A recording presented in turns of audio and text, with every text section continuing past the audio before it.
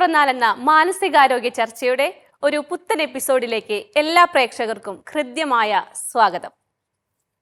പതിവ് പോലെ ഇന്ന് നമ്മളോടൊപ്പം വിൻസേഷ്യൻ സഭാംഗവും ക്ലിനിക്കൽ സൈക്കോളജിസ്റ്റുമായ സിസ്റ്റർ ഡോക്ടർ ഡോണ തോട്ടത്തിലാണുള്ളത്. സിസ്റ്ററിനെ ഏറെ സ്നേഹത്തോടെ നമുക്ക് ചർച്ചയിലേക്ക് സ്വാഗതം ചെയ്യാം. സ്വാഗതം സിസ്റ്റർ. ഇന്ന് നമ്മളോടൊപ്പം മറ്റ് രണ്ട് വ്യക്തിത്വങ്ങൾ കൂടിയുണ്ട്. അഡ്വക്കേറ്റ് ജിനോ ജോസ്, അദ്ദേഹത്തിനെ നമുക്ക് നമ്മുടെ ചർച്ചയിലേക്ക് ഏറെ സ്നേഹത്തോടെ സ്വാഗതം ചെയ്യാം. സ്വാഗതം സർ. അതോടൊപ്പം എഞ്ചിനീയറായി വർക്ക് ചെയ്യുന്ന റൂപ്സി ജിനോ മാമിനെയും ഏറെ സ്നേഹത്തോടെ നമുക്ക് നമ്മുടെ ചർച്ചയിലേക്ക് സ്വാഗതം ചെയ്യാം. സ്വാഗതം മാം. സിസ്റ്റർ, ഒരു വ്യക്തി ജനിക്കുന്നതും വളരുന്നതും കുടുംബത്തിൽ നിന്നാണല്ലോ. അതുകൊണ്ട് തന്നെ അവൻ്റെ ശാരീരികവും മാനസികവുമായ വികാസം കുടുംബം വല്ലാതെ ആശ്രയിച്ചിരിക്കുന്നു. അതുകൊണ്ട് കുടുംബത്തിലെ ഭാര്യ ഭർത്താക്കന്മാരും അമ്മയും തമ്മിലുള്ള പ്രശ്നങ്ങളെല്ലാം കുട്ടികളെ പലപ്പോഴും ബാധിക്കുന്നതായി നമ്മൾ കാണുന്നുണ്ട്. ഈ ഒരു പ്രശ്നങ്ങളെക്കുറിച്ചായാലോ ഇതിനുള്ള പ്രതിവിധികളെക്കുറിച്ചായാലോ നമ്മുടെ ഇന്നത്തെ ചർച്ച? നമ്മുടെ ഈ ചർച്ചയിൽ എനിക്ക് തോന്നുന്നത് കൂടുതൽ ആപ്റ്റായിട്ട് ഈ ചർച്ചയെ കൊണ്ടുപോകാൻ വേണ്ടിയിട്ട് നമുക്ക് ഇന്ന് അതിഥികളായിട്ട് കിട്ടിയിരിക്കുന്നതും ഭാര്യ ഭർത്താക്കന്മാരായി നല്ല മാതാപിതാക്കളായി ജീവിക്കുന്ന ദമ്പതികളെ തന്നെയാണ്. ഇപ്പോൾ ഒത്തിരി ഏറെ സന്തോഷമുണ്ട് ഈ ഒരു ചർച്ചയിൽ പങ്കെടുക്കുന്നതിൽ. തീർച്ചയായിട്ടും ടീച്ചർ ചോദിച്ചതുപോലെ തന്നെ കുട്ടികളുടെ എല്ലാ രീതിയിലുള്ള വികാസത്തിന് ഒരു കുടുംബം എന്ന് പറയുന്ന പശ്ചാത്തലം വളരെ പ്രധാനപ്പെട്ട ഒരു കാര്യം തന്നെയാണ്. പലപ്പോഴും കുട്ടികളുടെ കേസുകളൊക്കെ കാണുമ്പോഴും അവരുമായിട്ട് ഇടപെടുമ്പോഴൊക്കെ ഞാൻ ഓർക്കാറുണ്ട്, ചില സമയങ്ങളിലെങ്കിലും കുട്ടികൾ നിസ്സഹായരായി പോവുകയാണ്. അതായത് മാതാപിതാക്കളുടെ ഇടയിലുള്ള പ്രശ്നങ്ങൾ, ഭാര്യ ഭർത്താക്കന്മാർ തമ്മിലുള്ള പ്രശ്നങ്ങൾ ഈ കുഞ്ഞുങ്ങളുടെ ജീവിതത്തെയും അവരുടെ സ്വഭാവത്തെയും സ്വഭാവ രൂപീകരണത്തെയും എല്ലാം സാരമായിട്ട് തന്നെ ബാധിക്കുന്നുണ്ട്. ഇത് പറയുമ്പോഴത്തേക്കും എൻ്റെ മനസ്സിലേക്ക് ഒരു കേസ് വരുന്നുണ്ട്. ഒരു 6 വയസ്സ് പ്രായമുള്ള ഒരു ആൺകുട്ടിയെയും കൊണ്ട് കുട്ടിയുടെ ഗ്രാൻഡ് പാരൻസ് ആണ് നമ്മുടെ അടുത്ത് എത്തുന്നത്. അപ്പോൾ അവൻ്റെ ഒരു പ്രശ്നം പറഞ്ഞത്, അവൻ സ്കൂളിൽ 1ാം ക്ലാസ്സിൽ പഠിക്കുവാണ്. അവനെ സംബന്ധിച്ചിടത്തോളം ഇപ്പോൾ ഒരു ഏകദേശം ഒരു 4 മാസക്കാലമായിട്ട് ഭയങ്കര വല്ലാത്തൊരു വികൃതിയാണ് അവൻ കാണിക്കുന്നത്. അവൻ ചീത്ത പറയുന്നു, സാധനങ്ങൾ എടുത്തെറിയുന്നു, ഒരിടത്ത് അടങ്ങിയിരിക്കുന്നില്ല, ടീച്ചേഴ്സിനെ അവൻ ചീത്ത പറയുന്നു, മറ്റു കുട്ടികളെ ഉപദ്രവിക്കുന്നു.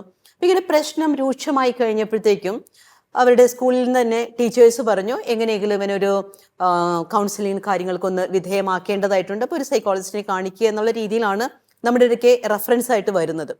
അപ്പോൾ ഒരു ചീഫ് കംപ്ലയിൻസ് ഒക്കെ കിട്ടിക്കഴിഞ്ഞപ്പോഴത്തേക്കും നമുക്ക് അതിൽ നിന്ന് മനസ്സിലാക്കാനായിട്ട് സാധിക്കും കുഞ്ഞിൻ്റെ ഒരു ഇമോഷണൽ ബിഹേവിയർ പ്രോബ്ലം ആണ് അതെന്നുള്ളത്. അപ്പം സാധാരണഗതിയിൽ പലപ്പോഴും നമ്മുടെ ആദ്യത്തെ സെഷനിൽ തന്നെ ഇതിൻ്റെ എല്ലാ കാരണങ്ങളും കിട്ടണമെന്നില്ല. കാരണം കുടുംബമായതുകൊണ്ട് നമുക്കറിയാം അതിൻ്റെതായിട്ടുള്ള ചില റെസ്ട്രിക്ഷൻസ് കൊണ്ടാകാം, ചിലതൊക്കെ മറച്ചു വെക്കാം. ഇപ്പം ഗ്രാൻഡ് പാരൻസ് ആണ് കൊണ്ടുവന്നിരിക്കുന്നത്.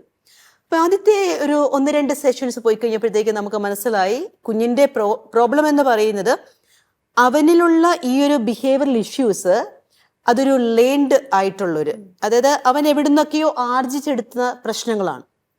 അപ്പൊ ഇതിന് പുറകോട്ട് പോകേണ്ടതായിട്ടുണ്ട്. ഇപ്പൊ ഒരു ഫാമിലി ഡിസ്ഫങ്ഷനെ നമ്മൾ സസ്പെക്ട് ചെയ്യുന്നുണ്ട്. അതുകൊണ്ട് തന്നെ ഗ്രാൻഡ് പേരൻസ് പിന്നീട് അവനെ സെഷനിൽ കൊണ്ടുവരുമ്പോൾ നമ്മൾ ചോദിച്ചു എങ്ങനെയാണ് കുഞ്ഞിൻ്റെ വീട്ടിലെ കാര്യങ്ങളൊക്കെ ചോദിച്ചു കഴിഞ്ഞപ്പോഴത്തേക്കും മനസ്സിലായ ഒരു കാര്യം, കുഞ്ഞിൻ്റെ അച്ഛൻ കുറച്ച് ദൂരെ ഒരിടത്താണ് ജോലി ചെയ്യുന്നത്, വീക്കെൻഡിൽ മാത്രമാണ് വരുന്നത്.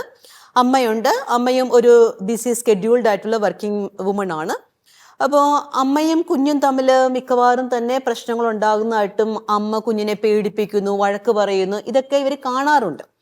പക്ഷേ ഈ ഇല്ലോസിന് അതായത് കുഞ്ഞിൻ്റെ ഗ്രാൻഡ് പാരൻസിന് ഇവരുടെ അടുത്തേക്ക് ഒത്തിരി അടുക്കാനായിട്ട് പറ്റില്ല. കാരണം സ്വന്തം മകൻ്റെയും ഈ മകൻ്റെ ഭാര്യയുടെയും ഒരു ലവ് മാരേജ് ആയിരുന്നത് കൊണ്ട് തന്നെ അവർക്ക് ഇഷ്ടമല്ലായിരുന്നു, ഈ ഇൻലോസിന് അതൊരു താല്പര്യമുള്ളൊരു മാരേജ് അല്ലായിരുന്നു. അപ്പം അതുകൊണ്ട് തന്നെ അവരുടെ ഇടയിൽ ഈ മകൻ്റെയും വൈഫിൻ്റെയും ഇടയിൽ ഒരു പ്രശ്നം ഉണ്ടാക്കാനായിട്ട് ഇവരോട് കയറി വരരുത് എന്നൊരു റെസ്ട്രിക്ഷൻ ഉണ്ടായിരുന്നു. അപ്പോൾ അവർ പറഞ്ഞു എന്തൊക്കെയോ പ്രശ്നങ്ങളുണ്ട്, ഈ അമ്മ വേണ്ട രീതിയിൽ കുഞ്ഞിനെ നോക്കുന്നില്ല, അവൾക്കൊരു സ്നേഹമില്ലാത്ത പോലെ തോന്നുന്നു, പിന്നെ കുട്ടിയുടെ അപ്പൻ വന്നു കഴിഞ്ഞാലും വീക്കെൻഡിൽ മാത്രമേ ഉള്ളൂ, കുറച്ച് സമയമേ ഉള്ളൂ, അപ്പൊ കുഞ്ഞുമായിട്ട് ഇവർ നന്നായിട്ട് ഇടപെടുന്നില്ല എന്നാണ് ഞങ്ങൾക്ക് തോന്നുന്നത് എന്ന് പറഞ്ഞു. അപ്പൊ ഇതിന്റെ വെളിച്ചത്തിൽ നമ്മൾ പറഞ്ഞു നെക്സ്റ്റ് സെഷനിൽ കുഞ്ഞിനെ കൊണ്ടുവരുമ്പോൾ കുഞ്ഞിന്റെ അമ്മയോ അച്ഛനോ ഉണ്ടായിരിക്കണം. അപ്പം കുഞ്ഞിന്റെ അച്ഛന് വരാനായിട്ട് സാധിച്ചില്ല, അമ്മ വന്നു. നമ്മൾ സംസാരിക്കുന്നതിനിടയിൽ ചോദിച്ചു വീട്ടിലെ കാര്യങ്ങളൊക്കെ എങ്ങനെയാ, കുഞ്ഞിനോട് നിങ്ങൾ എങ്ങനെയാ പെരുമാറുന്നത്? കാരണം നമുക്ക് പല പ്രശ്നങ്ങളും ഇവന്റെ കാണുമ്പോൾ ഒരു സ്നേഹം കിട്ടാത്തതിന്റെ അനുഭവങ്ങൾ വരുന്നത് പോലെ തോന്നുന്നുണ്ട്. അപ്പൊ ഇവൻ ഈ പറയുന്ന ചീത്ത വർത്തമാനങ്ങളൊക്കെ കുറച്ച് നാളുകളെ ആയിട്ടുള്ളൂ തുടങ്ങിയിട്ടെന്ന് നിങ്ങൾ തന്നെ പറയുന്നു. അപ്പൊ എന്തോ ഒരു പ്രോബ്ലം ഫാമിലിയിലുണ്ട്. അപ്പൊ എന്താണ് കാര്യം? അപ്പൊ ഇങ്ങനെ ഞാനത് ഒന്ന് പ്രോംപ്റ്റ് ചെയ്ത് ചോദിച്ചു വന്നപ്പോഴത്തേക്ക് ഉടനെ തന്നെ ഈ കുഞ്ഞിന്റെ അമ്മ പൊട്ടിത്തെറിച്ച് ഇറങ്ങി പോവുകയാണ് ചെയ്തത്. എനിക്ക് ഇനി ഇവിടെ നിന്ന് സംസാരിക്കേണ്ട ആവശ്യമില്ല. അപ്പൊ ശരിക്കും ദേഷ്യപ്പെട്ടു പോയി. പക്ഷെ കുഞ്ഞ് സെഷനിൽ ഉണ്ടായിരുന്നത് കൊണ്ട് ആ ഒരു സമയത്ത് അവർക്ക് പുറത്തേക്ക് പോകാനായിട്ട് പറ്റിയില്ല. അവർ വെയിറ്റിംഗ് റൂമിൽ ഇരിക്കുവാണ്. ഒരു വിതിൻ 5 minutes നമ്മൾ വെയിറ്റിംഗ് റൂമിൽ നിന്ന് ഭയങ്കരമായിട്ട് കരച്ചിൽ കേൾക്കുന്നു. ഇവരിങ്ങനെ തല നമ്മുടെ സോഫയിൽ അടിച്ച് ഇങ്ങനെ കരഞ്ഞുകൊണ്ടിരിക്കുവാണ് നമ്മൾ കയറി ചെല്ലുമ്പോഴത്തേക്കും. അപ്പൊ ആശ്വസിപ്പിച്ചു. പിന്നെയും തിരിച്ച് നമ്മൾ കൊണ്ടുവന്നു. കൺസൾട്ടേഷൻ റൂമിലിരുന്ന് കാര്യങ്ങൾ ചോദിച്ചപ്പോഴത്തേക്കും അവർ അമിതമായിട്ട് അങ്ങ് കരഞ്ഞു. എന്നിട്ട് പറഞ്ഞു, സോറി സിസ്റ്ററെ, സോറി. അപ്പോൾ ആ ഒരു സോറി പറയുമ്പോഴേ നമുക്കറിയാം അതിൻ്റെ അകത്ത് അതിനു മുൻപ് നടന്ന ഒരു പ്രവർത്തനത്തിന്റെ ഒരു ക്ഷമായാചനയൊന്നുമല്ല, അതിനേക്കാൾ ഉപരിയായിട്ട് എവിടുന്നോ ഉള്ളൊരു കുറ്റബോധത്തിൽ നിന്ന് വരുന്ന ഒരു കരച്ചിലും തുറന്നു പറയാൻ ഒരു സാഹചര്യം കിട്ടിയ പോലത്തെ തുറന്നു പറയാനൊരു സാഹചര്യം കിട്ടുമ്പോൾ ഉണ്ടാകുന്ന ഒരു കാര്യമാണെന്ന് മനസ്സിലായി.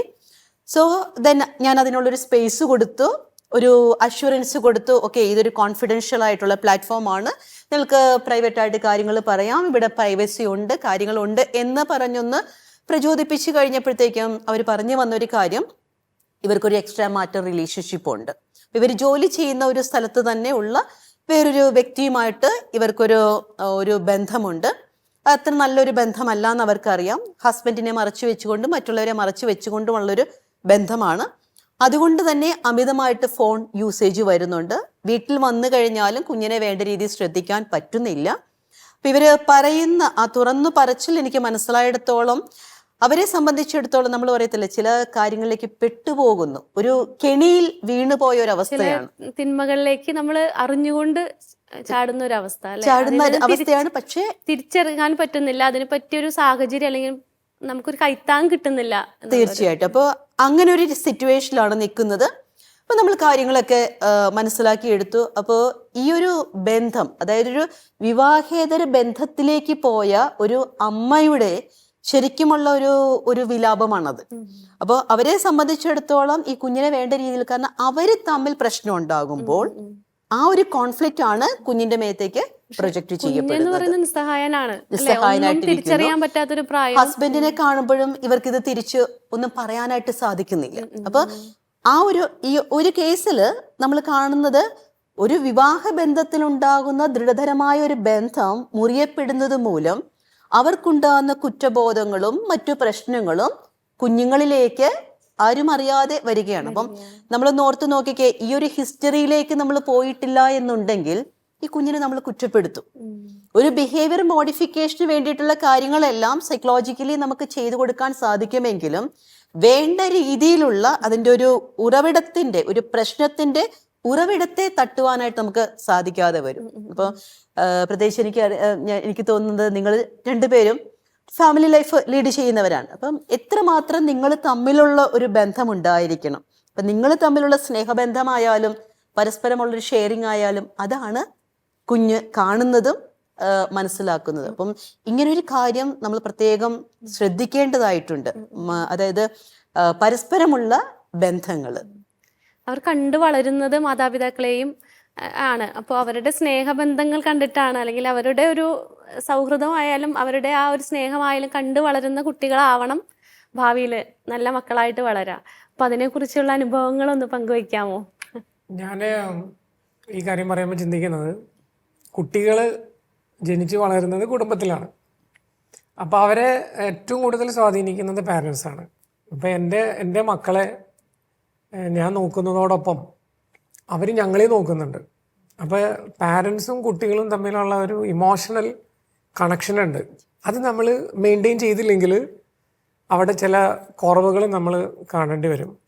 നമ്മളെങ്ങനെ നമ്മുടെ മക്കളോട് സംസാരിക്കുന്നു, നമ്മളെങ്ങനെ അവരോട് പെരുമാറുന്നു, ഇതെല്ലാം കുട്ടികൾക്കുടെ വളർച്ചയിൽ ഭയങ്കര നല്ല രീതിയിൽ അവർ കണക്ട് ചെയ്യുന്ന ചില കാര്യങ്ങളാണ്. അതോടൊപ്പം ഓപ്പൺനെസ്, നമുക്ക് അവരോടൊരു ഓപ്പൺനെസ് ഉണ്ടാവണം. അപ്പോഴേ അവർ നമ്മളോടൊരു ഓപ്പൺനെസ് കാണിക്കുള്ളൂ. കാരണം അവരെ സംബന്ധിച്ചിടത്തോളം അവരുടെ ജീവിതത്തിലെ ഏറ്റവും കംഫേർട്ട് സോൺ ഫാമിലിയാണ്. അവരേറ്റവും സേഫായിട്ടിരിക്കുന്ന, ആയിരിക്കാൻ കൊതിക്കുന്ന ഒരു പ്ലേസ് വീടായിരിക്കണം. അവരേറ്റവും കൂടുതൽ സന്തോഷം കണ്ടെത്തുന്നത്, അവരേറ്റവും സേഫ് ആണെന്ന് തോന്നുന്നത് ഇത് തുറന്നു പറയാനുള്ള സ്വാതന്ത്ര്യം അത് വീടായിരിക്കണം. അപ്പൊ ആ വീടിനെ നമ്മൾ അതുപോലെ മെയിൻറ്റെയിൻ ചെയ്താൽ അവർ നമ്മുടെ ചുറ്റുവട്ടത്ത് കിടന്ന് കറങ്ങിയിരിക്കും. നമ്മുടെ കെയറിങ് പോയാൽ, നമ്മളവരെ ശ്രദ്ധിക്കണില്ല എന്ന് അവർക്ക് തോന്നിയാൽ അവർ വേറെ വേറെ കണക്ഷൻസിലേക്ക് പോകും. അത് ഫ്രണ്ട്ഷിപ്പ് ആവാം, അല്ലെങ്കിൽ മറ്റൊരു പ്ലേസ് ആവാം. എവിടെയാണ് അവർക്ക് ഹാപ്പിനെസ് അവിടേക്ക് അവർ മൂവ് ചെയ്യും. അപ്പം നമുക്ക് വേണ്ടത് എപ്പോഴും ഈ പാരൻസ് കുട്ടികളായിട്ടുള്ളൊരു കണക്ഷൻ എപ്പോഴും വേണം. അവരുടെ വിഷയങ്ങളിൽ നമ്മൾ എപ്പോഴും ഇടപെടണം. ഓരോ ദിവസവും നമ്മൾ വൈകുന്നേരം അവരായിട്ട് സംസാരിക്കണം, അവരോടൊപ്പം ഇരിക്കണം, ഒരുമിച്ച് ഭക്ഷണം കഴിക്കണം, ഒരുമിച്ച് പ്രാർത്ഥിക്കണം. അവരുടെ പഠിക്കുന്ന സമയത്ത് നമുക്കൊരു കെയറിങ് വേണം. എപ്പോഴും അവരുടെ കാര്യങ്ങളിലൊരു ശ്രദ്ധ വേണം. പിന്നെ ഭാര്യയും ഭർത്താവും എങ്ങനെയാണ്, ഇപ്പം ഞാൻ എൻ്റെ വൈഫിനോട് എങ്ങനെയാണ് സംസാരിക്കുന്നത്, ഇപ്പം ഞങ്ങൾ ഒന്ന് അങ്ങോട്ടും ഇങ്ങോട്ട് ആർഗ്യൂ ചെയ്താൽ അവർ കെയർ ചെയ്യുന്നുണ്ട്. നമ്മൾ എന്താണ് സംസാരിക്കുന്നത്, നമ്മുടെ വേർഡ്സ് എന്താണ്, ഇതവർ ശ്രദ്ധിക്കുന്നുണ്ട്. ഇപ്പം ഞാൻ എൻ്റെ മക്കളോട് ഷൗട്ട് ചെയ്താണ് സംസാരിക്കണമെങ്കിൽ എൻ്റെ മോൻ ചിലപ്പോൾ അവൻ്റെ ബ്രദറിനോടോ സിസ്റ്ററോടോ മറ്റൊരാളോടോ ചിലപ്പോൾ ഷൗട്ട് ചെയ്തായിരിക്കും സംസാരിക്കണത്. ഞാൻ ദേഷ്യപ്പെടുന്നുണ്ടെങ്കിൽ അവരും ഇത് കോപ്പി ചെയ്യും. നമ്മൾ കൂളായിട്ട് സംസാരിച്ചാൽ അവരത് കോപ്പി ചെയ്യും. നമ്മളവർ നോക്കുന്നുണ്ട്. അപ്പം നമ്മുടെ വാക്കുകളും പ്രവൃത്തികളും ഒക്കെ അവർ ശ്രദ്ധിക്കുന്നുണ്ട്. അപ്പോൾ അതെല്ലാം കണക്റ്റഡാണ്. നമ്മൾ ഒരുപാട് ശ്രദ്ധിക്കേണ്ടിയിരിക്കുന്നു. നമ്മുടെ ശ്രദ്ധ വിട്ടുപോയാൽ പാളിച്ചകളും ഉണ്ടാകാം, മക്കളുടെ വളർച്ചയിൽ അത് ബാധിക്കുന്നുണ്ടാവും. ഒരു വ്യാഴവട്ടക്കാലം ഗുഡ്നസ് ടിവിയോടൊപ്പം സഞ്ചരിച്ച പ്രിയപ്പെട്ട പ്രേക്ഷകർക്ക് മുൻപിൽ അഭിമാനത്തോടെ സമർപ്പിക്കുന്നു. ഗുഡ്നസ് ടിവി ഇനി മുതൽ OTT പ്ലാറ്റ്ഫോമിൽ ലഭ്യമാകുന്നു. OTT പ്ലാറ്റ്ഫോമായ റുക്കു ബോക്സിൽ ഗുഡ്നസ് ടെലിവിഷൻ ലഭ്യമാകുന്നു.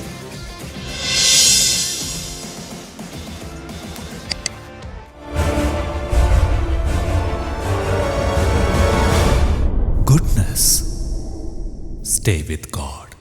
ചില കുട്ടികളുടെ പ്രശ്നങ്ങളൊക്കെ നമ്മൾ എടുക്കുമ്പോഴത്തേക്കും കുട്ടികൾ തന്നെ പറയാറുണ്ട്, സിസ്റ്റർ അത് എൻ്റെ അപ്പൻ എൻ്റെ അമ്മയെ ചതിച്ച് കല്യാണം കഴിച്ചതാണ്. അപ്പം നമ്മൾ ഓർക്കും, ഈ ഒരു വേർഡ് അവൻ എവിടെ നിന്ന് കിട്ടി, ഇതെന്താ കാര്യം എന്താ? അപ്പോൾ പറയും, സിസ്റ്റർ ഞങ്ങൾ പറഞ്ഞ് കേട്ടിട്ടുണ്ട്, അപ്പന് ഒത്തിരി സ്വത്തുണ്ട്, അപ്പന് നല്ല ജോലിയുണ്ട്, പൈസയുണ്ട് എന്നൊക്കെ പറഞ്ഞിട്ടാണ് അമ്മയെ കല്യാണം കഴിച്ചത്. അമ്മ പറയാറുണ്ട്, നിങ്ങളുടെ ശരിക്കുള്ള ഈ ഒരു അവസ്ഥ അറിഞ്ഞിരുന്നെങ്കിൽ ഞാൻ കല്യാണം കഴിക്കത്തില്ലായിരുന്നു, എന്നെ ചതിച്ച് കല്യാണം കഴിച്ചതാണ്. അപ്പം ആക്ച്വലി ഒരു കുട്ടികളായി അവരെ വളർത്തേണ്ട ഒരു സമയത്തും ഇവർ കല്യാണം കഴിച്ച ഒരു പ്രായത്തെക്കുറിച്ചും ആ കാര്യത്തെക്കുറിച്ചും പരസ്പരം പഴിചാരിക്കൊണ്ടിരിക്കുകയാണ്. അപ്പോൾ എപ്പോഴും ഞാൻ ഈ കുട്ടികളുടെ ഇഷ്യൂസുമായിട്ട് വരുമ്പോഴത്തേക്കും ഞാൻ പറയും, എനിക്ക് മാതാപിതാക്കളെ രണ്ടുപേരെയും കാണണമെന്ന് പറയും. കാരണം എന്തുമായിക്കൊള്ളട്ടെ, ഇപ്പം നമുക്ക് ഒരു കുഞ്ഞിന് ജന്മം നൽകിയതിന് ശേഷം ഞാൻ വിചാരിച്ച പോലത്തെ ഒരു കുഞ്ഞല്ല, അല്ലെങ്കിൽ വിചാരിച്ച പോലത്തെ ഒരു സാഹചര്യത്തിലേക്കല്ല ഈ കുഞ്ഞ് വന്ന് പിറന്നിരിക്കുന്നതൊക്കെ പറഞ്ഞ് നമുക്ക് പഴിചാരാൻ പറ്റില്ല, അല്ലെങ്കിൽ ഒഴികഴിവൊന്നുമില്ല, അല്ലെ? നിങ്ങൾക്കറിയാം, ഒരു കുഞ്ഞിന്റെ രൂപത്തില് നിങ്ങളുടെ രക്ഷകർത്തൃത്വത്തിലേക്ക് വന്ന് പിറക്കുകയാണ്. അപ്പൊ തീർച്ചയായിട്ടും ഒരു കുഞ്ഞ് പിറന്നിട്ടുണ്ടെങ്കിൽ നിങ്ങളുടെ ഉത്തരവാദിത്വമാണ് ആ കുഞ്ഞിനെ വളർത്തുക. ഒരു വ്യക്തിയെ നിങ്ങൾ കുടുംബത്തിലേക്ക് മാത്രമല്ല പ്രദാനം ചെയ്യുന്നത്, ഒരു സമൂഹത്തിലേക്ക്, സംസ്കാരത്തിലേക്കൊക്കെയാണ്. അപ്പൊ എത്രമാത്രം ഒരു യോജിപ്പുണ്ടാവണം എന്നുള്ളതിൽ എനിക്ക് തോന്നുന്നു ഒരു അമ്മയെന്ന നിലയ്ക്ക് മാമിന് കൂടുതൽ കാര്യങ്ങൾ പറയാനുണ്ടാവും. ഞാൻ ശ്രദ്ധിച്ചിട്ടുള്ളത്, നമ്മള് ഗർഭിണിയായിരിക്കുമ്പോ ഉള്ള ഒരു അവസ്ഥ എങ്ങനെയായിരുന്നു അത് ആ കുഞ്ഞില് ശരിക്കും റിഫ്ലക്ട് ചെയ്ത് കാണാറുണ്ട്. അപ്പം ഒരു 3 വയസ്സ് വരെ ഇപ്പൊ ഏകദേശം നമ്മുടെ കൂടെ തന്നെയാണല്ലോ കൂടുതലും. സംഭവം നമ്മൾ ജോലിക്ക് പോകുമ്പം ഡേ കെയറിലാക്ക ഉണ്ടെങ്കിലും കൂടുതലും നമ്മളുമായിട്ടാണ് ഇടപഴകുന്നത്. അപ്പൊ നമ്മൾ എന്ത് ചെയ്യുന്നു, നമ്മൾ എന്ത് കഴിക്കുന്നു, അല്ലെങ്കിൽ നമ്മൾ എന്ത് ധരിക്കുന്നു, ഇതെല്ലാം വളരെയധികം റിഫ്ലക്ട് ചെയ്യാറുണ്ട്. അത് അവര് കൂടുതൽ കോപ്പി ചെയ്യാൻ ശ്രമിക്കും. അപ്പൊ ഞാൻ കണ്ടിട്ടുള്ളത്, ഇപ്പൊ ഞങ്ങൾ തമ്മിൽ ആർഗ്യൂ ചെയ്യുമ്പോഴും നമ്മളൊന്ന് ശ്രദ്ധിക്കുകയാണെങ്കിൽ എല്ലാവരുടെയും മുഖവും കണ്ണും ഞങ്ങളുടെ മുഖത്തായിരിക്കും. നിങ്ങൾ തമ്മിൽ തല്ലുകൂടാണോ എന്ന് വരെ ചോദിച്ചിട്ടുണ്ട് മക്കളെ. അപ്പൊ ഞങ്ങൾ പറയാറുണ്ട്, ഞങ്ങൾ ഒരു കാര്യത്തെ കുറിച്ച് സംസാരിക്കുകയാണ്, അത് ഞങ്ങളുടെ അഭിപ്രായങ്ങൾ പറയുകയാണെന്ന് ശ്രദ്ധിക്കുക. അപ്പൊ ആദ്യത്തെ കുഞ്ഞ് ഉണ്ടായപ്പം നമ്മളും പഠിച്ചുകൊണ്ടിരിക്കുകയാണ്, മാതാപിതാക്കളായിരിക്കുമ്പോൾ നമ്മളും പഠിച്ചുകൊണ്ടിരിക്കുകയാണ്. ആദ്യത്തെ കാര്യങ്ങളിൽ നമ്മളിങ്ങനെ ശ്രദ്ധിക്കാറില്ല, നമ്മൾ പലപ്പോഴും കോൺഫ്ലിക്ട്സുകൾ ഉണ്ടാകും. പക്ഷെ പിന്നീട് മക്കളില് ചില റിഫ്ലക്ഷൻസ് കണ്ടു തുടങ്ങുമ്പോൾ ഞങ്ങളത് തിരുത്താൻ ശ്രമിച്ചു. അപ്പൊ ഞങ്ങൾ ഇങ്ങനത്തെ കോൺഫ്ലിക്ട്സ് ഉണ്ടാവുമ്പോൾ സമാധാനപരമായി സംസാരിക്കാൻ ഒരുപാട് ശ്രമിച്ചിട്ടുണ്ട്. അപ്പോൾ ഓരോ കുഞ്ഞുങ്ങളെയും വളർത്തിക്കൊണ്ടുവരുമ്പോൾ ഞങ്ങളിൽ തന്നെ ആ ഡിഫറൻസ് ചെയ്തുകൊണ്ട് വരായിരുന്നു. കാരണം ആ കുഞ്ഞുങ്ങൾ എങ്ങനെയായിരിക്കണം എന്ന് ഞങ്ങൾ ആഗ്രഹിക്കുന്നു അതുപോലെ ഞങ്ങളാകാൻ ശ്രമിച്ചതിന് ശേഷമേ നമുക്ക് പറയാൻ പറ്റുള്ളൂ. അപ്പം കുഞ്ഞുങ്ങൾ എന്താകാൻ ആഗ്രഹിക്കുന്നു അത് ആദ്യം നമ്മൾ ആയതിനു ശേഷമേ നമുക്ക് അവരുടെ അടുത്ത് ഇങ്ങനെ ചെയ്യണം എന്ന് പറയാൻ പോലും പറ്റുള്ളൂ. അല്ലെങ്കിൽ പപ്പ അങ്ങനെ ചെയ്യുന്നില്ലല്ലോ, മമ്മ അങ്ങനെ ചെയ്യുന്നില്ലല്ലോ എന്നൊരു മറുചോദ്യം എപ്പോഴും പ്രതീക്ഷിച്ചുകൊണ്ട് വേണം പോകാൻ. ശരിയാണ്. ഒരു കുഞ്ഞൊരു കുടുംബത്തിൽ ജനിക്കുമ്പോ അവിടെ ഒരു അപ്പനും അമ്മയും കൂടി ജനിക്കുകയാണ്.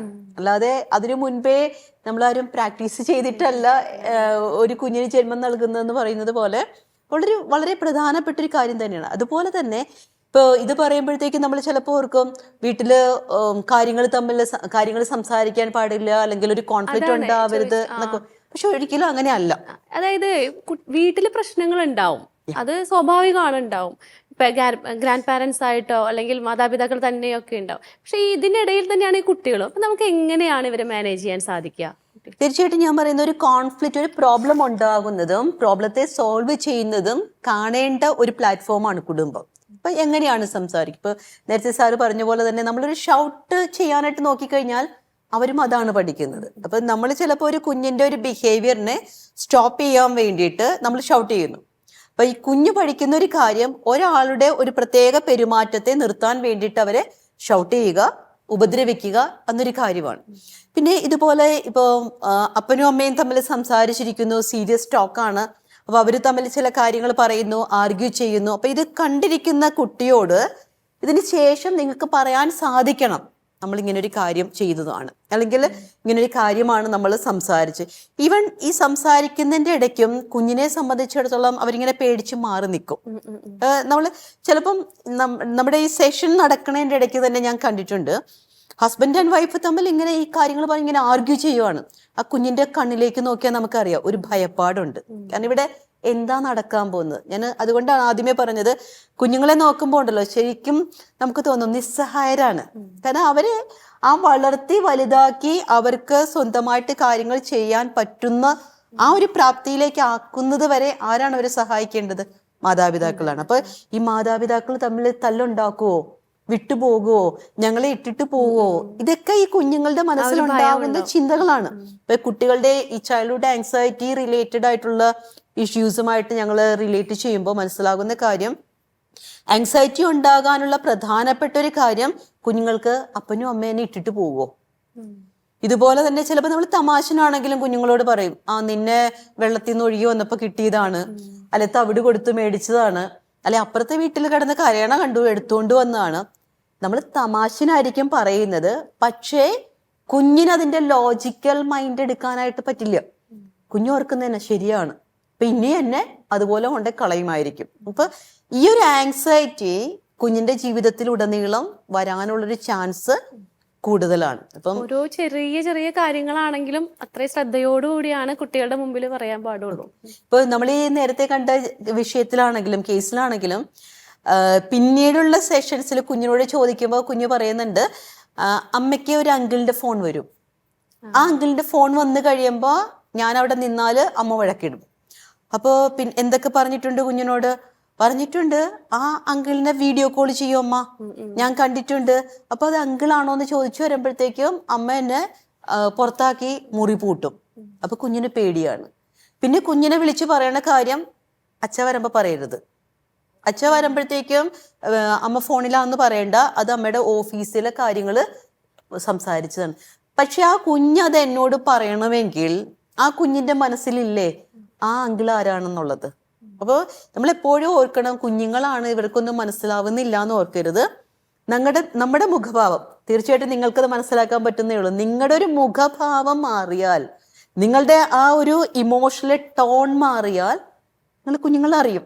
അപ്പൊ ഈ ഒരു തിരിച്ചറിവ് മാതാപിതാക്കൾ അറിയുമ്പോൾ അവർക്ക് കുറച്ചുകൂടി ഉത്തരവാദിത്വപൂർണമായ ഒരു രക്ഷകർത്തത്തിലേക്ക് കടക്കാനായിട്ട് സാധിക്കുമെന്നാണ് എനിക്ക് തോന്നുന്നത്. അതുപോലെ തന്നെ കുട്ടികളുടെ സ്വഭാവ രൂപീകരണത്തിൽ നമ്മുടെ പാരൻസിന് മാത്രമല്ല, ഗ്രാൻഡ് പാരൻസിനും അതുപോലെ വീട്ടിലെ ബാക്കിയുള്ള മുതിർന്നവർക്കും ഒക്കെ പങ്കില്ലേ? അവർ തമ്മിലുള്ള പ്രശ്നങ്ങളും കുട്ടികളെ ബാധിക്കുന്നില്ലേ? ശരിക്കും അച്ഛനും അമ്മയും തമ്മിലുള്ള പ്രശ്നം മാത്രമല്ലല്ലോ, അതെങ്ങനെയാണ്? തീർച്ചയായിട്ടും. ഇപ്പോൾ കുടുംബം എന്ന് പറയുമ്പോൾ ഭാര്യയും ഭർത്താവും മക്കളും മാത്രമല്ല, നമ്മൾക്കടെ ഒരു ഇൻലോസ്, ഇപ്പം അല്ലെങ്കിൽ എൻ്റെയും എൻ്റെ വൈഫിൻ്റെയും മാതാപിതാക്കൾ, ഞങ്ങളുടെ സഹോദരങ്ങൾ, വൈഫിൻ്റെ സഹോദരങ്ങൾ, എല്ലാവരും കണക്റ്റഡാണ്. ഈ റിലേഷൻഷിപ്പ് എല്ലാം നന്നായി മെയിൻറ്റെയിൻ ചെയ്താൽ കുടുംബജീവിതം നല്ല രസകരമായിട്ട് പോകാം. നല്ല ക്വാളിറ്റിയുള്ള മക്കളും ക്വാളിറ്റിയുള്ള ഒരു കുടുംബവും തന്നെ വളരും. അപ്പോൾ എല്ലാ കുടുംബങ്ങളും അത് ശ്രദ്ധിക്കേണ്ട ഒരു കാര്യമാണ്. ഇനിയിപ്പോൾ ഞാൻ എൻ്റെ വൈഫിൻ്റെ പാരൻസിനോട് മോശമായിട്ടാണ് പെരുമാറുന്നത്, അവരോട് ഞാനൊരു ഡിസ്റ്റൻസ് മെയിൻറ്റെയിൻ ചെയ്യുന്നുണ്ടെങ്കിൽ അതൊരു നെഗറ്റീവ് മെസ്സേജാണ്. അപ്പോൾ എൻ്റെ മക്കൾ അത് ശ്രദ്ധിക്കുന്നുണ്ടാവും. അപ്പോൾ മിണ്ടുന്നില്ലല്ലോ, അല്ലെങ്കിൽ ഞാൻ എൻ്റെ സഹോദരനോട് ദേഷ്യപ്പെടുന്നുണ്ടെങ്കിൽ, വഴക്കിലാണെങ്കിൽ അതെല്ലാം അവർ ശ്രദ്ധിക്കുന്നുണ്ടാവും. അപ്പോൾ കുട്ടികളുടെ മുമ്പിൽ മാതാപിതാക്കൾ മാത്രമല്ല മാതൃകയാകേണ്ടവർ, കണക്റ്റഡായി നിൽക്കുന്ന എല്ലാവരും മാതൃകയാവേണ്ടവരാണ്. അപ്പം നമ്മൾ മാതൃകയാകേണ്ടത് അവരോട് നല്ല രീതിയിൽ നമ്മൾ പെരുമാറണം. ഇപ്പോൾ എനിക്കും എൻ്റെ വൈഫിനും ഞങ്ങളുടെ ഇൻലോസിനോട് ഞങ്ങൾ നല്ല രീതിയിൽ അവരെ ഞങ്ങൾ കെയർ ചെയ്യണം, ഞങ്ങൾ അവരെ നല്ല രീതിയിൽ റെസ്പെക്റ്റ് ചെയ്യണം, ഞങ്ങൾ അവരെ ഹെൽപ്പ് ചെയ്യണം. അപ്പോൾ അവരും കൂടിയും ഈ ഒരു ഫാമിലി ഫോർമേഷൻ്റെ ഭാഗമാണ്. ഇപ്പം ഞങ്ങളുടെ പേഴ്സണൽ ഫാമിലി ലൈഫിലേക്ക് പോയാൽ, ഇപ്പം ഞങ്ങൾക്കടെ വീട്ടിൽ ഞങ്ങൾക്ക് 6 കുഞ്ഞുങ്ങളുണ്ട്. അപ്പം ഞങ്ങളുടെ കൂടെ എൻ്റെ വൈഫിൻ്റെ അപ്പച്ചനും അമ്മച്ചിയും ഞങ്ങളുടെ കൂടെയാണ്. ഇപ്പം 2-3 വർഷം വേണ്ടി ഞങ്ങളുടെ കൂടെയാണ് താമസിക്കുന്നത്. അപ്പോൾ അവരും ഞങ്ങളുടെ ഫാമിലി ഫോർമേഷൻ്റെ ഒരു ഭാഗമാണ്. കുട്ടികൾക്ക് മാത്രമല്ല, ഞങ്ങളെയും കൂടിയും കണക്ട് ചെയ്യുന്നൊരു കാര്യമാണ്. കാരണം അവർ നന്നായി പ്രാർത്ഥിക്കുന്നവരാണ്, അവർ നല്ല പ്രയർഫുൾ ലൈഫിൽ ഞങ്ങൾക്ക് വളരെ മാതൃകയായിട്ടുള്ളവരാണ്. അപ്പം ഞങ്ങൾക്ക് അവരിൽ നിന്ന് ഒരുപാട് പഠിക്കാനുണ്ട്. ഞാനും എൻ്റെ വൈഫും അവരെ കണ്ട് ഒരുപാട് കാര്യങ്ങൾ പഠിക്കുന്നുണ്ട്. ആത്മീയ ജീവിതത്തിൽ നിന്നും ഒരുപാട് കാര്യങ്ങൾ അവരിൽ നിന്ന് പഠിക്കുന്നുണ്ട്. അത് ഞങ്ങളുടെ മക്കളിലേക്കും അത് പകർന്ന് പോകുന്നുണ്ട്. അല്ലെങ്കിൽ അവർ പഠിപ്പിക്കുന്ന കാര്യങ്ങൾ, അവർ പറയുന്ന കാര്യങ്ങൾ, അവർ ചെയ്യാൻ പ്രേരിപ്പിക്കുന്ന കാര്യങ്ങൾ ഞങ്ങളുടെ മക്കൾ ചെയ്യുന്നുണ്ട്. അതിന് ഞങ്ങൾക്ക് തടസ്സമില്ല. കാരണം അതൊരു ഫോർമേഷനാണ്. അത് നല്ല ക്വാളിറ്റി കിട്ടുന്നുണ്ട് അവർക്ക്. അത് അവരുടെ സ്വഭാവത്തിൽ മാറ്റങ്ങളുണ്ട്, അവരുടെ പഠനത്തിൽ അതിൻ്റെ മാറ്റങ്ങളുണ്ട്. അപ്പം നമ്മളെക്കാൾ അധിക വർഷം ജീവിച്ച് നമ്മൾക്ക് മുമ്പേ ജീവിതാനുഭവങ്ങളിലൂടെ കടന്നു വന്നവരാണ് നമ്മുടെ മാതാപിതാക്കൾ. അപ്പം നമ്മൾ അവരിനേക്കാളും പുറകിലാണ്, അവരാണ് നമ്മുടെ മുമ്പിൽ. അപ്പം നമ്മുടെ കൂടെ വീട്ടിൽ പാരൻസ് ഉണ്ടെങ്കിൽ ഒരുപാട് കാര്യങ്ങൾ അവരിൽ നിന്നും പഠിക്കും. അപ്പം അത് മക്കളിൽ ഒരുപാട് ചേഞ്ചസുകൾ ഉണ്ടാക്കുന്നത് കണ്ടിട്ടുണ്ട്. തീർച്ചയായിട്ടും സാറ് പറഞ്ഞതിനോട് ചേർത്ത് വെച്ചുകൊണ്ട് തന്നെ എനിക്ക് പറയാനായിട്ട് സാധിക്കും. ഇപ്പം നമ്മൾ കണ്ട ഈ ഒരു കേസിലാണെങ്കിലും ഇവിടെ ഈ ഹസ്ബൻഡ് ആൻഡ് വൈഫ്, അതായത് നമ്മൾ പറഞ്ഞ നമ്മുടെ ക്ലയൻറ്റിൻ്റെ അച്ഛനും അമ്മയും എന്ന് പറയുന്ന 2 വ്യക്തിത്വങ്ങൾ ഒരു ഐലൻഡിൽ താമസിക്കുന്ന പോലെയാണ്. കാരണം അവരുടെ വിവാഹം മറ്റുള്ളവർക്ക് ആർക്കും ഇഷ്ടമില്ലാതെ അവരുടെ ഒരു ലവ് മാരേജ് നടക്കുന്നു. അപ്പോൾ ഈ വൈഫിൻ്റെ വീട്ടിലാണെങ്കിലും അവർക്ക് അത്ര താല്പര്യമില്ലായിരുന്നു, ഈ ഹസ്ബൻഡിൻ്റെ വീട്ടിലും താല്പര്യമില്ല. അപ്പോൾ ഹസ്ബൻഡിൻ്റെ ഒരു ഉത്തരവാദിത്വമായി വൈഫിനെ യാതൊരു രീതിയിലും പ്രശ്നം ഉണ്ടാക്കരുത്. അപ്പോൾ വേറൊരാളും വൈഫിൻ്റെ ജീവിതത്തിലേക്ക് കയറി വരാൻ അനുവദിക്കരുത്, പ്രത്യേകിച്ച് പാരൻസ്. അപ്പോൾ ഈ വൈഫിൻ്റെ വീട്ടിലേക്കും അധികം ബന്ധങ്ങൾ ഇല്ലായിരുന്നു. അപ്പോൾ ഹസ്ബൻഡിൻ്റെ അപ്പനാണെങ്കിലും അമ്മയ്ക്കാണെങ്കിലും ഒരു പരിധി വിട്ട് വൈഫിനോടൊന്നും ചോദിക്കാനോ പറയാനോ സാധിക്കില്ല. കാരണം വീക്കെൻഡിൽ വന്നു കഴിയുമ്പോൾ അതൊരു വഴക്കായി, പ്രശ്നമായി. ഒരു കുഞ്ഞിനെ തല്ലിയാൽ പോലും നീ എന്തിനാ തല്ലിയതെന്ന് ചോദിക്കാൻ പറ്റാത്തൊരു അവസ്ഥ ഉണ്ടായിരുന്നു എന്നാണ് പറയുന്നത്. അപ്പോൾ അവിടെ നമ്മൾ ചെയ്യേണ്ട ഒരു കാര്യം, എല്ലാവർക്കും ഒരു കുടുംബത്തിന്റെ ഇന്ററാക്ഷൻ എന്ന് പറയുന്ന ഒരു റെസിപ്രോസിറ്റിയാണ്.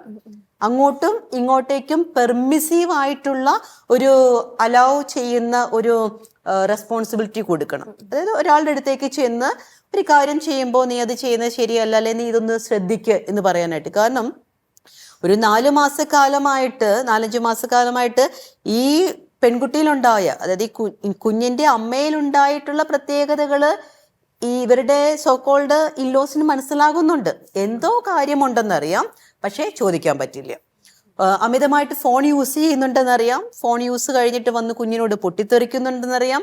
ഈവൻ ഫോൺ യൂസ് ചെയ്യുമ്പോൾ തന്നെ പലരും കേൾക്കാത്ത രീതിയിലൊരു രഹസ്യാത്മകമായിട്ടുള്ള സംസാരമുണ്ടെന്ന് അവർക്ക് മനസ്സിലായി. അത് സ്വന്തം ഭർത്താവിനോടല്ല എന്നുള്ള രീതിയിൽ അമ്മയ്ക്ക് മനസ്സിലായിരുന്നു, ഈ അമ്മായിയമ്മയ്ക്ക് മനസ്സിലായിരുന്നു. പക്ഷെ അവര് പറഞ്ഞത്, സിസ്റ്ററെ വീട്ടിലൊന്നും പറയാൻ പറ്റില്ല, ഇവിടെ തിരുത്താൻ പറ്റില്ല. ഇപ്പോൾ നമ്മൾ ചില കാര്യങ്ങളിൽ നമ്മൾ പറയുമ്പോൾ ഒരാളെ അയാളുടെ സ്പേസിലേക്ക് കയറി ഓവർ അറ്റാക്ക് ചെയ്യരുത്. അവർക്കൊരു ജീവിക്കാനുള്ളൊരു സ്വാതന്ത്ര്യം, സ്പേസ് നമ്മൾ കൊടുക്കണം. പക്ഷേ ചില ബന്ധങ്ങളെ നമ്മൾ പിടിച്ചു നിർത്തണമെങ്കിൽ ചില നിയമങ്ങൾ ഉണ്ടായിരിക്കണം. അപ്പൊ കുടുംബത്തിലായാലും ഒരു നിയമം വേണം. ഓക്കെ, സ്വാതന്ത്ര്യത്തോടൊപ്പം തന്നെ ഒരു നിയമത്തിലേക്ക് വന്നെങ്കിൽ മാത്രമേ നമുക്കത് വേണ്ട രീതിയിൽ കൊണ്ടുപോകാനായിട്ട് സാധിക്കുള്ളൂ. അപ്പോൾ ഞാൻ പറയുന്നത്, ദൃഢതരമായ ഒരു ഭാര്യ ഭർത്ത ബന്ധം, ദൃഢതരമായ മാതാപിതാക്കള് തമ്മിലുള്ളൊരു ബന്ധം, മാതാപിതാക്കൾ തന്നെയുള്ള സാറ് സൂചിപ്പിച്ചതുപോലെ സഹോദരങ്ങൾ തമ്മിലുള്ള ബന്ധം, ഇത് കുഞ്ഞിന്റെ വളർച്ചയെ അല്ലെങ്കിൽ കുട്ടികളുടെ സമഗ്രമായിട്ടുള്ള ഒരു ഡെവലപ്മെന്റിനെ ബാധിക്കുന്നുണ്ട്. അപ്പോൾ അവിടെ നമുക്ക് മറ്റുള്ളവരെയും ചേർത്ത് പിടിച്ചുകൊണ്ടൊരു ഫാമിലിയെ മുന്നോട്ട് കൊണ്ടുപോകാനുള്ള ഒരു സംവിധാനമാണ് വേണ്ടത്. ഇപ്പൊ സിസ്റ്റർ പറഞ്ഞില്ലേ ഇന്ററാക്ഷൻ അലൗ ചെയ്യണമെന്ന് പറഞ്ഞില്ലേ, അത് പറഞ്ഞപ്പോൾ ഞാൻ ഓർക്കായിരുന്നു. കാരണം അത് ശരിയാണ്, ഒരു ഫാമിലി ലൈഫിനെ മോറലി സപ്പോർട്ട് ചെയ്യുന്ന ഒരു ഫാക്ടറാണത്. അപ്പോൾ സിസ്റ്റർ പറഞ്ഞ പോയിന്റ് ഭയങ്കര ഒരു ഇൻസ്പയറിംഗ് ആണ്. ഈ ഇന്ററാക്ഷൻ അലൗ ചെയ്യാന്ന് പറയുമ്പോൾ ഇപ്പം നമ്മൾ ഇൻലോസിൻ്റെ കാര്യം പറഞ്ഞല്ലോ, ഇപ്പം ഫാമിലി ലൈഫിൽ ഇപ്പം നമ്മുടെ പാരൻസിൻ്റെ അടുത്തേക്ക് പോകുന്നതിനെ നമ്മൾ റെസ്ട്രിക്റ്റ് ചെയ്യരുത്. അതൊരു പോയിന്റാണ്, ശരിയാണത്. കാരണം നമ്മൾ അവരെ റെസ്ട്രിക്റ്റ് ചെയ്യുമ്പോൾ അത് നല്ലതല്ല, അവർക്ക് കൊടുക്കുന്ന മെസ്സേജ് റോങ് ആണത്. കാരണം അവർക്ക് ആക്ടിവിറ്റീസുകൾ ഉണ്ടാവട്ടെ, നമ്മുടെ ഫാമിലിയും നമ്മുടെ സിബ്ലിങ്സായിട്ട് ഒരു ഇൻട്രാക്ഷൻ ഉണ്ടാവട്ടെ, നമ്മൾ റെസ്ട്രിക്റ്റ് ചെയ്യണ്ട. കാരണം അത് നമുക്കുടെ ഒരു ഈഗോ പ്രോബ്ലം ആയിരിക്കും, അല്ലെങ്കിൽ നമ്മൾക്ക് ആക്കി അവരായിട്ട് ഇടപഴകാൻ പോകണ്ട, നമുക്ക് നമ്മുടെ വീട്ടിൽ ഒതുങ്ങിയാൽ മതി, ഇതൊക്കെ ചിന്തിച്ചിട്ടായിരിക്കാം. പക്ഷെ അതിനപ്പുറത്തേക്ക് പോയാൽ അവർക്ക് കുറേ ആക്ടിവിറ്റീസുകൾ ഉണ്ടാവും. നമ്മുടെ പാരൻസും നമ്മുടെ സഹോദരങ്ങളായിട്ട് ഇൻട്രാക്ട് ചെയ്യാൻ അവർക്ക് അവസരങ്ങൾ കൊടുക്കണം. നീ അല്ലെങ്കിൽ അപ്പച്ചനും അമ്മച്ചിയോട് നീ സംസാരിക്കണം, അവരുടെ കൂടെ ഇരിക്കണം, അവരുടെ കാര്യങ്ങളൊക്കെ നിങ്ങൾ പോയി അന്വേഷിക്കണം, കുറച്ച് നേരം അവരുടെ കൂടെ പോയി ഇരിക്കണം എന്നൊക്കെ പറയുമ്പോൾ അവർക്ക് നല്ലതായിരിക്കും. ഇപ്പം ഞാൻ എൻ്റെ വീട്ടിൽ എൻ്റെ വൈഫിൻ്റെ പാരൻസ് കൂടെ ഉണ്ടെങ്കിലും എൻ്റെ തൊട്ടടുത്താണ് എൻ്റെ ഡാഡിയും മമ്മിയും. അപ്പോൾ അടുത്ത വീടാണെങ്കിലും ഞങ്ങൾ ആ ഒരു ഡിസ്റ്റൻസ് കാണിക്കാതെ അവരെയും ഞങ്ങൾ കണക്ട് ചെയ്യുന്നുണ്ട്. അവരും ഞങ്ങളുടെ കാര്യങ്ങളിൽ ഇടപെടാനും അവരുടെ അടുത്ത് പോയി ഇരിക്കാനും ഞങ്ങൾ മക്കളോട് പറയാറുണ്ട്. അപ്പൊ ചില രാത്രികളിൽ സമയം കിട്ടുമ്പോൾ പോയി ഇരിക്കുക, അവിടെ പോയി നിന്ന് സംസാരിക്കുക. അല്ലെങ്കിൽ മക്കളുടെ അടുത്തും പറയും, നിങ്ങൾ ഇടയ്ക്ക് പോയി അവിടെ പോയിരിക്കുക. അല്ലെങ്കിൽ കുഞ്ഞുങ്ങൾ തന്നെ ഓരോരുത്തരുടെ ടേൺ എടുത്ത് രാത്രി പോയി അവരുടെ കൂടെ കിടക്കും. കാരണം ഡാഡി മമ്മിയുണ്ട്, രണ്ടുപേരും അവരുടെ ലൈഫിലാണ്. അപ്പോൾ അവരുടെ കൂടെ പോയി കിടക്കുക. ആരെങ്കിലും ടേൺ എടുത്ത് ഓരോരുത്തരും ടേൺ എടുത്ത് പോയി കിടക്കും. അപ്പൊ അവർ തമ്മിലുള്ള ഇന്ററാക്ഷനും മുറിയാതെ ശ്രദ്ധിക്കുക എന്നുള്ളത് നമ്മൾ എൻകറേജ് ചെയ്യണം അവരെ. ഈ സോഷ്യൽ സ്കിൽ ട്രെയിനിങ്ങിനൊക്കെ കുഞ്ഞുങ്ങളെ കൊണ്ടുവരുമ്പോഴത്തേക്കും നമ്മൾ അവരുടെ ഒരു സ്കിൽ ഡെഫിഷ്യൻസി നോക്കും. എവിടെയാണ് ഇവർക്ക് മറ്റുള്ളവരുമായിട്ട് ഒരുമിച്ച് പോകാൻ പറ്റാത്തൊരവസ്ഥ, അല്ലെങ്കിൽ അഡ്ജസ്റ്റ്മെന്റ് പ്രോബ്ലംസ് ഉണ്ടാകുന്നത് എന്ന് നോക്കുമ്പോൾ നമുക്ക് ചില ഫാമിലിയിലെ ഹിസ്റ്ററികൾ നമുക്ക് കിട്ടും. അതായത് മേ ബി ചിലപ്പം ഈ കുട്ടിയുടെ അച്ഛൻ്റെ ചേട്ടനനിയന്മാർ തമ്മിലോ അല്ലെങ്കിൽ ആങ്ങളും പെങ്ങന്മാർ തമ്മിലൊരു റിവൽറി, ഒരു പ്രശ്നം ഉണ്ടാകുന്നവരായിരിക്കും. അപ്പോൾ വീട്ടിലുള്ള സംസാരം എന്താണ്? ആന്റിയുടെ അടുത്ത് പോകരുത്, നീ എന്തിനാ ചിറ്റയുടെ അടുത്ത് പോയത്, എന്തിനാ, അല്ലെങ്കിൽ അവര് ചീത്തവരാണ്. അപ്പൊ കുട്ടിയെ സംബന്ധിച്ചിടത്തോളം ഡയറക്റ്റ് ആയിട്ട് അവരിൽ നിന്ന് ചീത്തയൊന്നും കുഞ്ഞിനുണ്ടായിട്ടില്ല. കുഞ്ഞങ്ങോട്ട് ചെല്ലുന്നു, കുഞ്ഞ് ചെല്ലുമ്പോഴത്തേക്കും അവരെ ചേർത്ത് പിടിക്കുന്നു, കാര്യങ്ങളൊക്കെ നല്ല രീതിയിലേക്ക് പോകുന്നു. പക്ഷേ ഇവരെ ഈ മാതാപിതാക്കളെ സംബന്ധിച്ചിടത്തോളം കുട്ടികളോട് ഇവർ പറഞ്ഞു കൊടുക്കുന്നത് അവർ ചീത്തയാ, അവരെടുക്കുന്ന ഭക്ഷണം കഴിക്കരുത്. അപ്പോൾ ആ ഒരു കുഞ്ഞുനാളിലെ കൊടുക്കുന്ന റെസ്ട്രിക്ഷൻ പിന്നീട് സോഷ്യൽ സ്കിൽസിനെ തന്നെ ബാധിക്കുന്നതായിട്ട് നമുക്ക് കാണുവാനായിട്ട് സാധിക്കും. മനം തുറന്നാലെന്ന മാനസികാരോഗ്യ ചർച്ചയുടെ ഇന്നത്തെ എപ്പിസോഡ് ഇവിടെ അവസാനിക്കുകയാണ്. ചർച്ചയിൽ പങ്കെടുത്ത സിസ്റ്റർ ഡോണ തോട്ടത്തിലിനും അതുപോലെ അഡ്വക്കേറ്റ് ജിനോ ജോസിനും അതുപോലെ റൂപ്സി മാമിനും ഏറെ സ്നേഹത്തോടെ നന്ദി അറിയിക്കുന്നു. അടുത്തയാഴ്ച പുതിയൊരു വിഷയവുമായി ഇതേ ദിവസം നമുക്ക് വീണ്ടും കണ്ടുമുട്ടാം എന്ന പ്രതീക്ഷയോടെ എല്ലാവർക്കും സ്നേഹത്തോടെ പ്രാർത്ഥനയോടെ നന്ദി അറിയിക്കും.